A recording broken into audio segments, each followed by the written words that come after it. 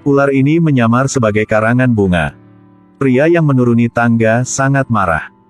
Dia dengan cepat memanggil pelayan untuk menegurnya. Gaji bulanan 2.500.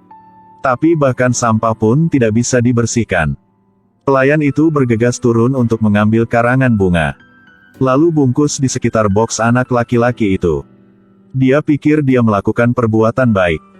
Tetapi tidak tahu bahwa dia datang ke sini untuk membalas dendam. Tapi ketika ular itu hendak menyerang, menemukan bayi itu mengenakan gelang pengusiran setan.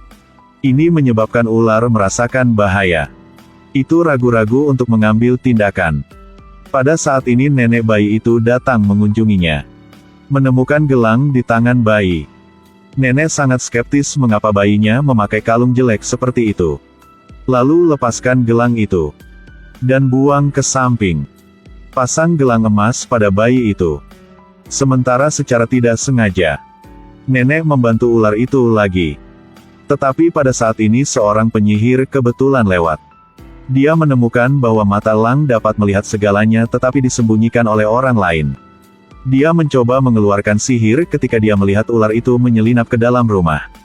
Jadi dia melempar karangan bunga. Lalu bawa pria itu ke buayan. Melihat gelang anaknya hilang. Orang ini sangat marah. Dia dengan cepat memanggil semua orang di rumah. Yang lain menemukan gelang itu hilang. Terlihat sangat khawatir. Karena itu jimat bayi. Kesejahteraan bayi sepenuhnya tergantung padanya. Pria itu memerintahkan semua orang untuk menemukan gelang itu. Hanya nenek bayi yang tetap di tempat. Dia mengakui kesalahannya pada putranya.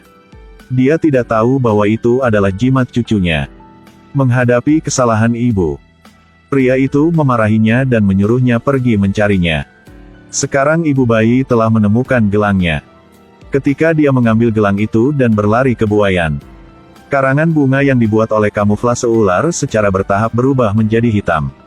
Orang tahu karangan bunga ini pasti punya masalah. Jadi raih dan tarik ke bawah. Lalu buang keluar.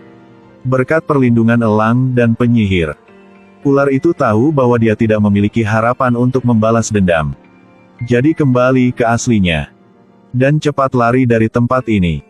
Menghadapi bahaya dari ular, pria mencari dukun. Ingin menggunakan uang untuk membiarkan ular melepaskan kebencian. Tapi tidak menyangka si ular rakus akan uang. Itu menyelinap di belakang penyihir.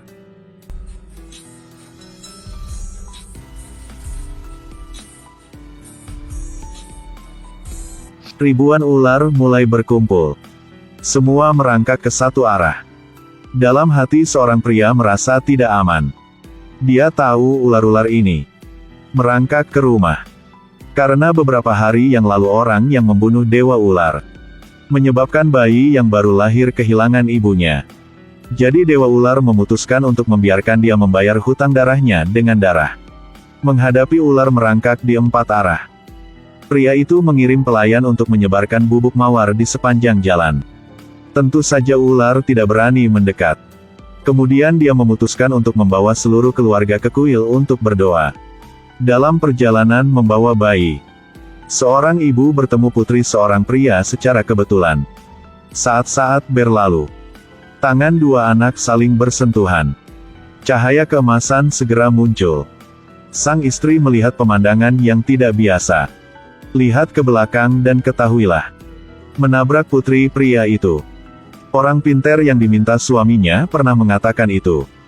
Selama putranya menyentuh putri pria itu, pasti akan menyebabkan bencana. Jadi dia memutuskan untuk merahasiakannya. Istri yang khawatir memeluk putranya ke kuil. Pria itu segera menghentikannya. Tanyakan apa yang dia lakukan. Kenapa datang terlambat?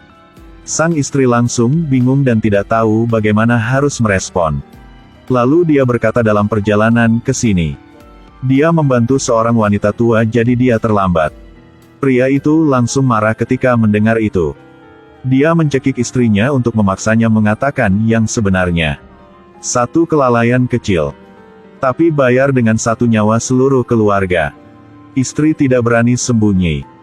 Dia hanya bisa menceritakan semua yang terjadi.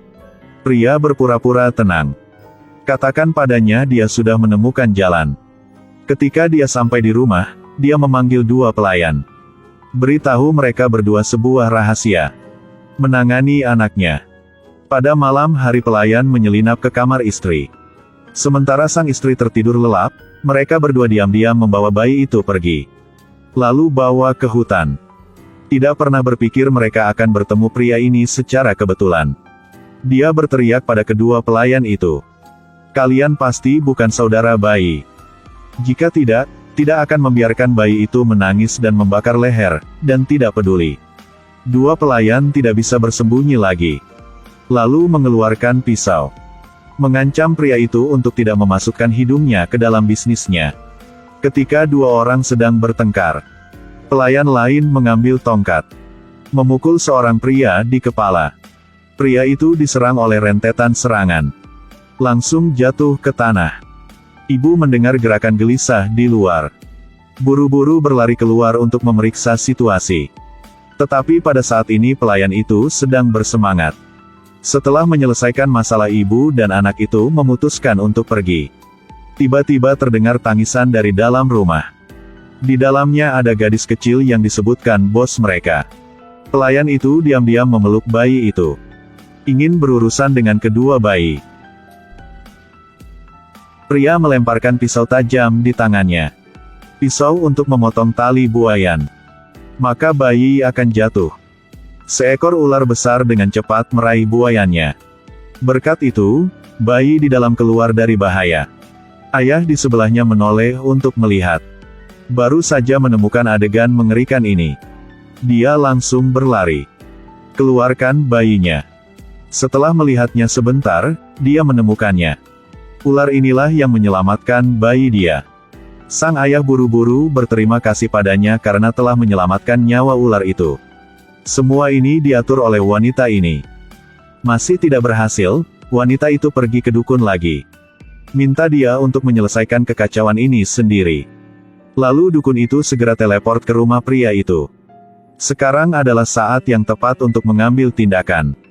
Jadi dia berubah menjadi pengemis. Mintalah makanan pada pria itu.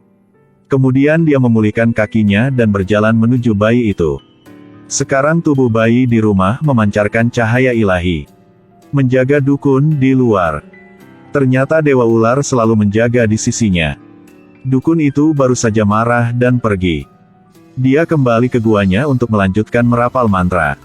Ambil 1 genggam bubuk kesemek. Dilempar ke udara. Di udara, formasi merah segera muncul.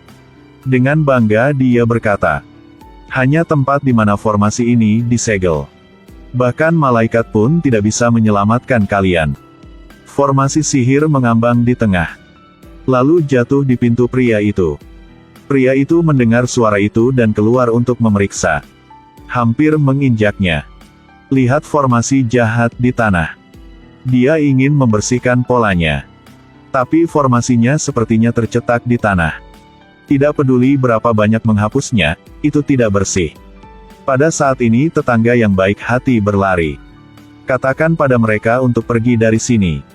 Jika penduduk desa lain melihat formasi jahat ini, pasti akan melihat keluarganya sebagai pertanda.